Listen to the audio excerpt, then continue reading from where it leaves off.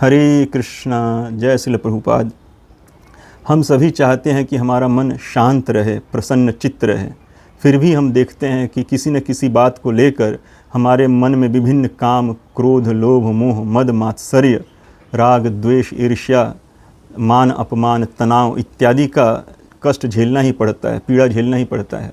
भीतरी कलह कलेश, बाहरी कलह कलेश झेलना ही पड़ता है। हम में से कोई भी नहीं चाहता कि वो रोगी हो, वो हम में से सब चाहते हैं कि हम नित्य जवान रहें, बूढ़े ना हों, और मरना तो कोई भी नहीं चाहता। फिर भी कोई कितना भी अमीर क्यों ना हो, पद पोजीशन वाला क्यों ना हो, सबको इस कष्ट को झेलना ही पड़ता है। कलह कलेश, रोग, बुढ़ापा, मृत्यु, इस सब कष्ट को झेलना ही पड़ता है। तो इन सब का कोई समाधान है कि नहीं है? देखिए, इसके लिए दो चीज़ का ज़रूरत है। एक तो हमारा हृदय शुद्ध हो और दूसरा धाम निवास परिवर्तन। और इसकी प्राप्ति के लिए हम भगवान श्री कृष्ण के दिव्याति दिव्य पूर्ण ज्ञान को प्रकाश करने वाली भागवत गीता को यथारूप अपने जीवन में स्वीकार करना पड़ेगा। भगवान श्री कृष्ण कहते हैं, अनित्यम असुखम लोकम इमं प्राप्य भजस्व माम भक्त्या माम अभिजानति यावनश्चास्मि तत्वतः ततो माम तत्वतो ज्ञात्वा विशते तदनंतरम।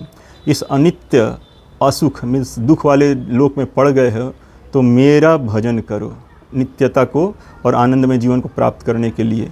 मेरी अनन्य भक्ति से तुम्हारा हृदय शुद्ध होगा, तुम मुझे तत्व से जानोगे और मेरी प्रेमा भक्ति को प्राप्त कर मेरे नित्य शाश्वत धाम वैकुंठ गोलोक को प्राप्त होगे, मेरे सानिध्य में नित्य आनंद में जीवन जीने के लिए। तो यही नित्य आनंद में जीवन हमारे जीवन का उद्देश्य होना चाहिए। हरे कृष्ण।